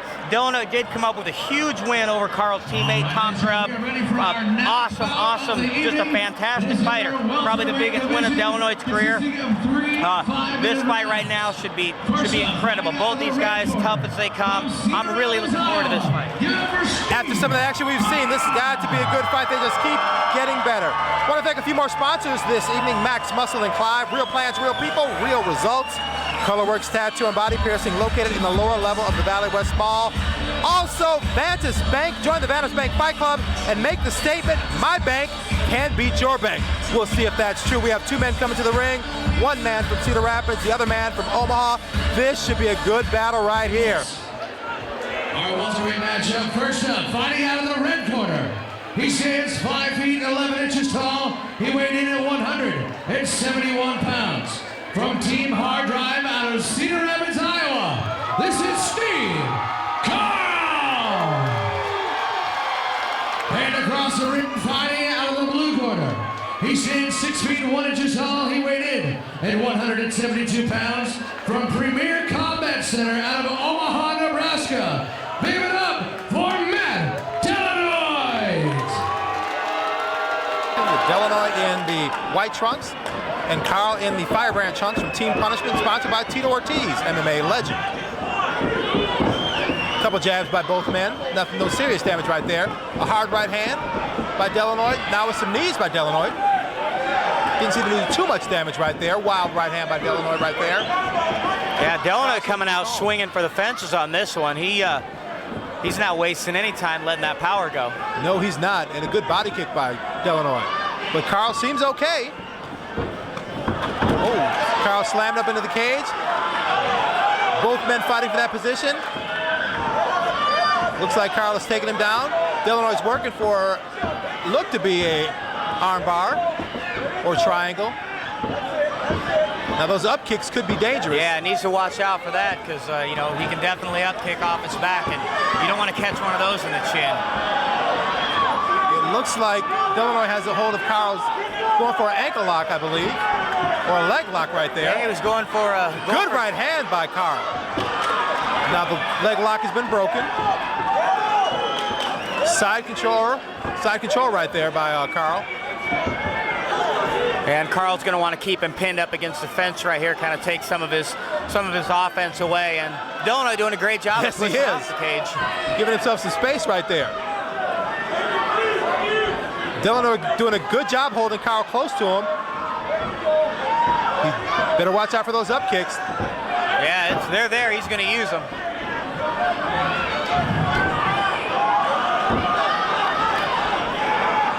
Looks like, I can't tell what he has right there, but he's working an arm. He's got his arm trap right there. Delanoy has Carl's arm trap. I'm not sure what he's going for, but, you know, rest assured, as I look across the cage, I see his corner guy, Scott Morton, one of the best submission guys around, bar none. And UFC veteran Ryan Jensen, who's definitely no slouch himself. So he's with a great camp. He's seen everything on the mat, so, you know, he's just nice right hands from Carl. Now both men are back standing up again. Good exchange.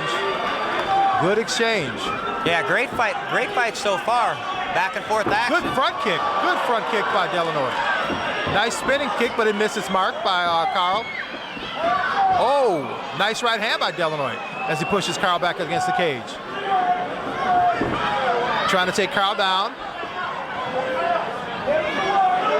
Looks like he has one underhook, but some knees by Carl. Knees by both men right there. Delanoy still working to take Carl to the ground. Delanoy doing a great job really pushing the action in this fight. Yes, he is. He's definitely the aggressor. He's got Carl up. He's got him up. And now he has side control. Delanoy has, it looks like Carl's trying for, I couldn't tell what he had, but he had a hold of one of Delanoy's arms. Yeah, I'm not sure what he had. He let it go, but man, a great slam by Delanoy. Moved right into a side position. Carl working his legs up the fence, looking for a sweep. As you said earlier, Delanoy doing a very good job of pushing the pace. Definitely the aggressor in this fight.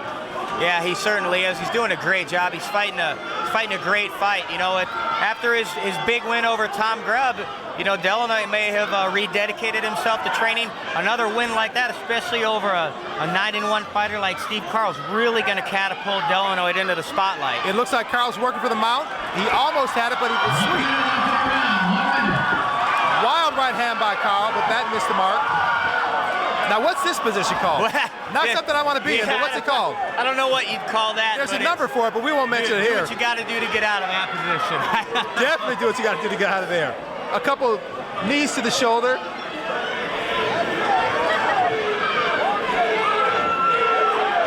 Side control now for Carl. He's trying to cross Carl's face with his left leg.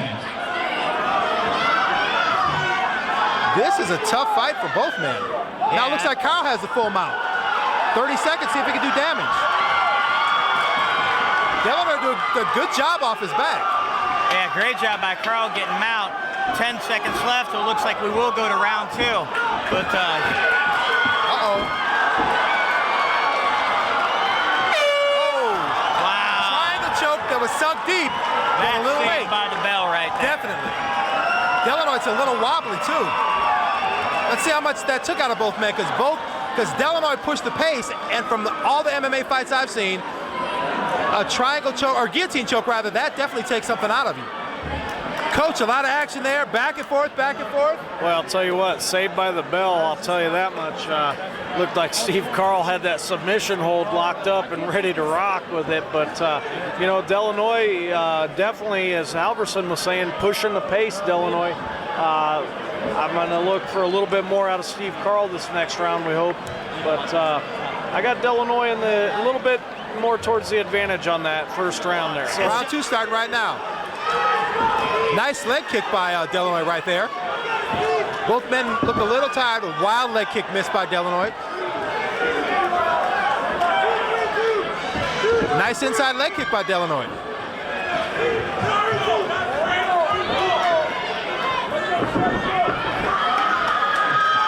You see there, Carl shot in for a double leg. He's working to get Delanoy to the ground. He's got him up. Then he's got him down. Working for mount. Delanoy's done a good job on his back, fighting back and trying to control Carl and keeping the damage to a minimum, but he is eating some punches from the back and some elbows to the ribs and upper thigh. Yeah, Carl's just on top and just grinding on him. And this isn't where Delanoy wants to be. I think Delanoy is better served staying on his feet and looking for a nice shot. But oh, looks like, is that a Kimura right there he's going after? Looks like he's going for a straight armbar. Straight armbar? Okay. One of the two. Once again, watch out for those up kicks because those heels are coming at you pretty hard. Right there. Nice punch from Carl with Delanoy on the ground. Caught him pretty good. Now he has Delanoy up against the cage, Carl does. Don't know if he's looking to pass or just posture up and start raining down blows. Yeah, I think Carl's gonna be content to keep him pinned up against the cage, raining down some punches. What is he doing right? He's got, is that, wow. He's going for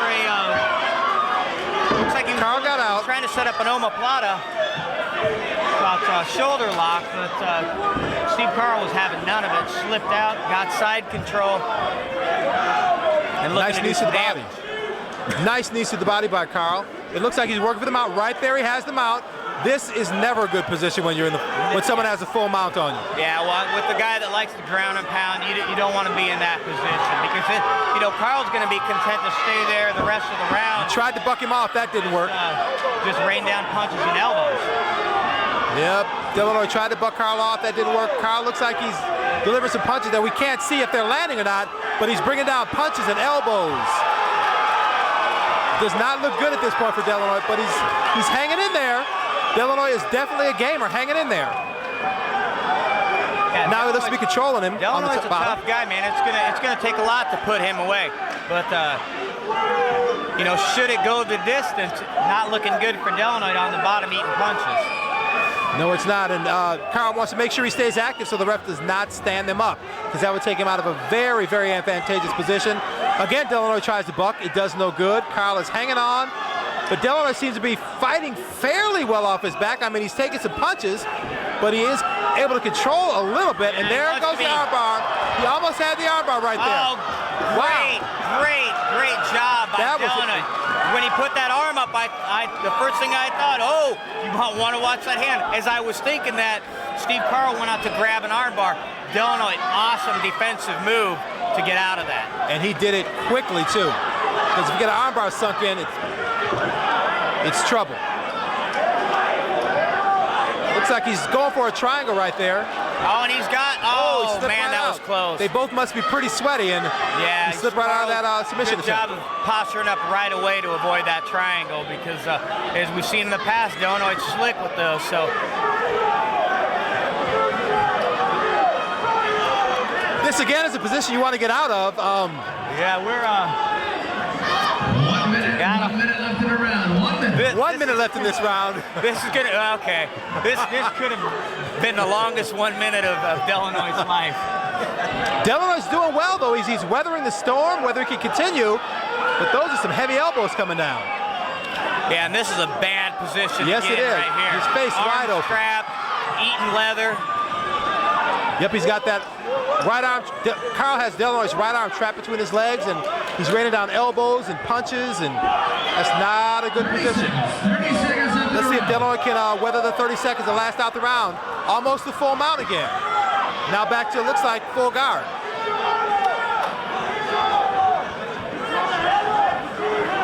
Cannot see exactly what they're doing, but he is in. Delanoy does have Carl in the full guard. Looks like he's working for an arm bar, or can't exactly tell, but he's working for some type of submission. Trying to lock it in right there. Looks like this is going to go to a third round. Yes, this one's going to a third round. Man, great fight. Great fight, just back and forth. Carl so dominant. Delanoy doing an awesome job of avoiding submissions and trying to throw on a couple of his own. I couldn't have asked for a better fight tonight. This is a very good fight. Coach, what are you thinking about the fight right now? Well, I'll tell you what, there's something to be said about the octagon control. You know, we see Steve Carl kind of taking the fight to where he wants it, the level he wants it, whether it be up on the feet, down on the mat. It seems, you know, Carl's more comfortable down on the mat, and that's where we've kind of seen that second round. So I got to lean a little bit more towards Steve Carl there on that second round. But, you know, still, you know, Matt Delanoy is still in this fight. You know, we've seen him there still fighting off submission holds and putting on submission holds. So, you know, just a back and forth battle here. And again, I'm glad I'm not a judge. Delanoy's been in some bad positions, but he's kept fighting and he hasn't lost his composure or lost what he's trying to do. Third and final round. Delanoy left jab, misses the mark. There. Carl shoots in low, double leg takedown. Looks like he's working for, I can't tell exactly what he's working for. You know, good takedown by Carl, and Delanoy immediately went for that omoplata. Okay. And looks like he may have it locked in. He wants to sit up right now, just like he's doing, grab a hold of his waist to keep him from spinning. Yeah, Carl. Looks like he's out of it right now. Get out of that.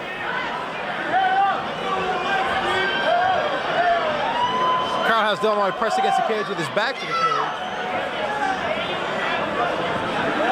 So far, Delanoy doing a good job of avoiding taking a whole lot of punishment from this position.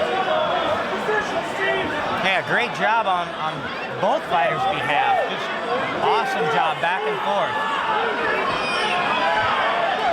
And looks like Carl has full mounts again. He wants to get into the center of the cage, I guess away from the cage. That looks like what he's trying to do. Got a couple good elbows in there.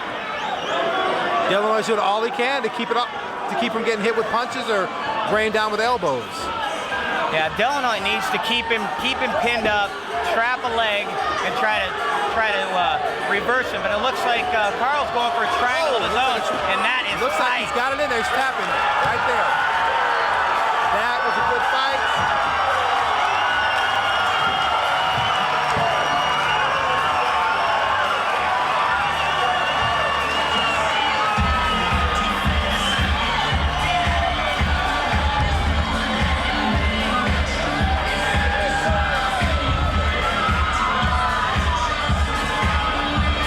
As you see, those fights can end very quickly when someone gets that, what was that, a guillotine? No, that was a triangle choke. When you get that triangle sunk in deep, that is trouble. That is trouble. Yeah, that was that was a tight triangle. Delanoy wasted no time tapping. No, he didn't. That was a very good fight.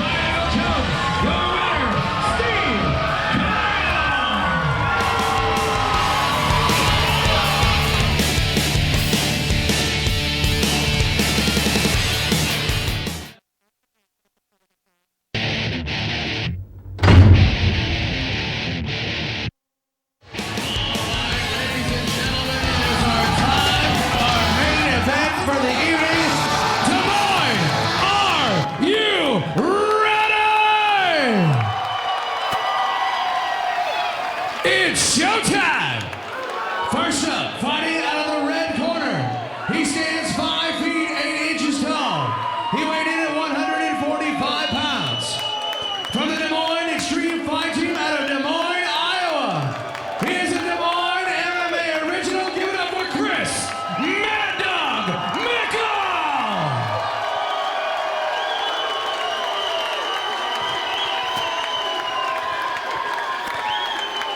And his opponent across the ring,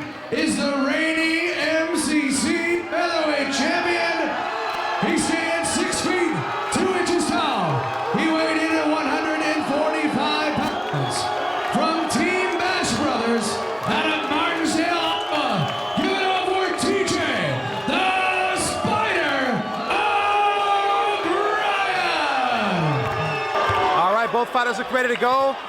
Either a quick fight or all 5 rounds. Let's hope this goes 5 rounds, man. This could be a very good fight. We'll see what both men have. They both look ready. Both look like they're in shape. Let's see what happens.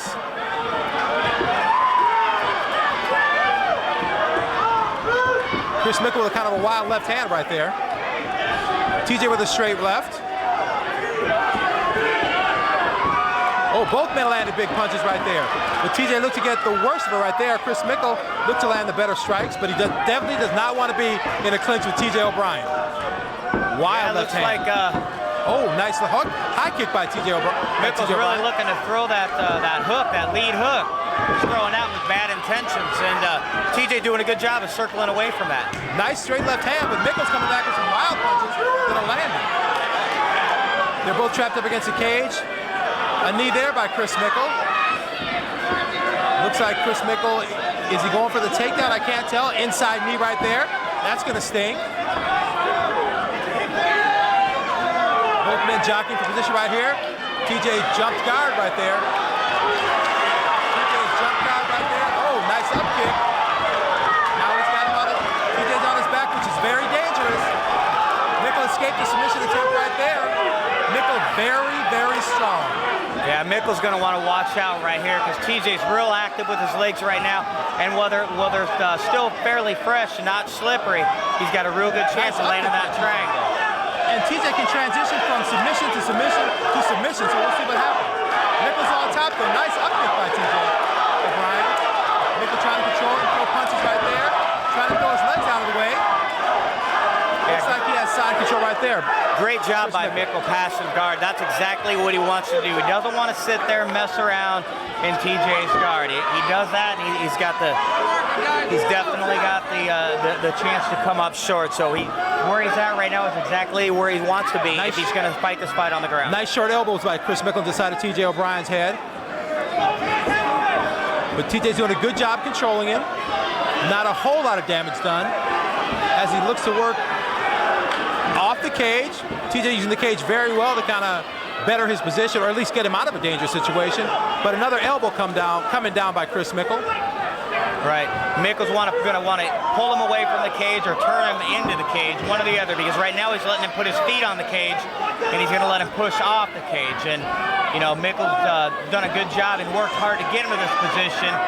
He's also going to want to watch his arms because TJ can still pull an armbar from here. Yes, he can. Still, I'm looking at some short elbows from Mickle on top on TJ O'Brien. TJ looks to be okay at this point, but it looks like Mickle has control of TJ's right arm. I can't really tell what he has right there. Looks like he might be going for some sort of an arm lock. He lost that one. Looks like he lost it, yep. Looks like he was going for something. Back inside control for Mickle. Still trying to pass guard. TJ with good control right there, not letting him pass guard, but Mickle's very, very strong. Very strong. Now both men against the cage. They need to stay active, or the ref will stand them up.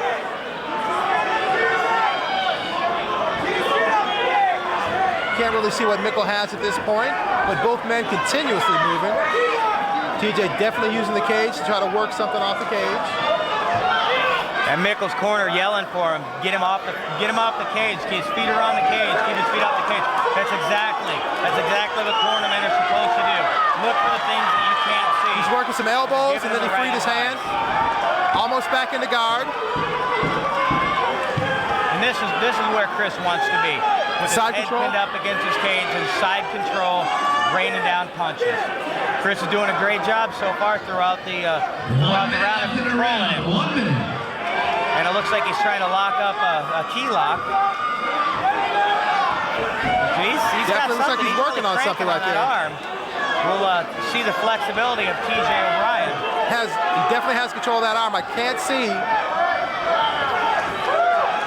Mickle is very strong.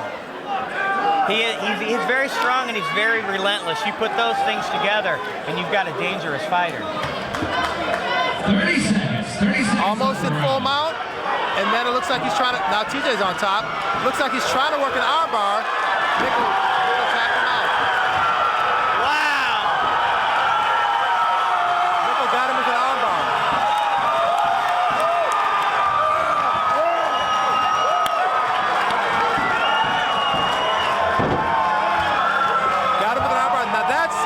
a split. Even in my younger days, crazy. John. What a finish.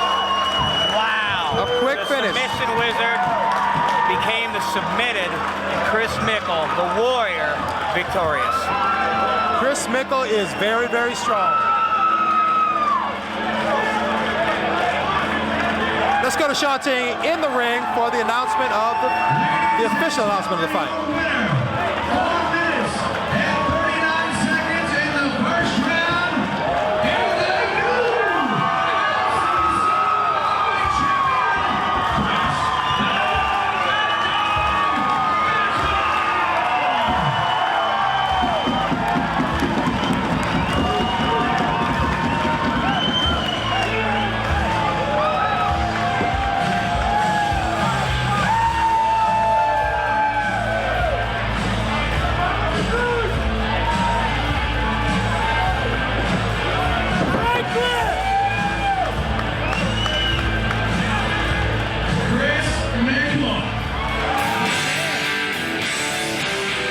It's been a while since we've seen you in the cage. We know you've been over the land of sand kicking ass for our country. What a hell of a way to come back than right here at MCC 18 and capture some MCC gold, baby. How you feeling? I love it, baby. Woo! I'll tell you what, as a Des Moines MMA original man, I remember back in the days, you're doing 3, 4, 5 fights a night without missing a beat, and now to see you where you are right now with gold around your waist, dude, I couldn't be more proud of you, my friend. 11 fights in a week and a half, baby. That's the only way to do it. Whoa, yeah! Ladies and gentlemen, your new MCC featherweight champion, the Mad Dog, Chris Mickle! Another exciting fight. Gentlemen, your final thoughts. John, go ahead. Man, I'll tell you what, this has been one of the most phenomenal nights of fights that we've seen so far, and you know what? It's only getting better. Coach, your final thoughts on the fights tonight. I'll tell you what, every time out here, it's a great time, and it's like John just said, it gets better every time, folks. The skill level, the skill set that these guys are bringing into the cage, I'll tell you what, Dana White, before too long, is going to be here watching these fights. I'll tell you that much right now. For the coach, Gino Hildreth and John Halverson, I'm Marcus McIntosh. A great night of fights. Thank you for watching Mediacom Connections, Cable Channel 22, MCC 18 in the books. MCC 19, I believe, is coming in March 14th. March 14th, so get ready, get those tickets. We'll see you back here then. Have a good night.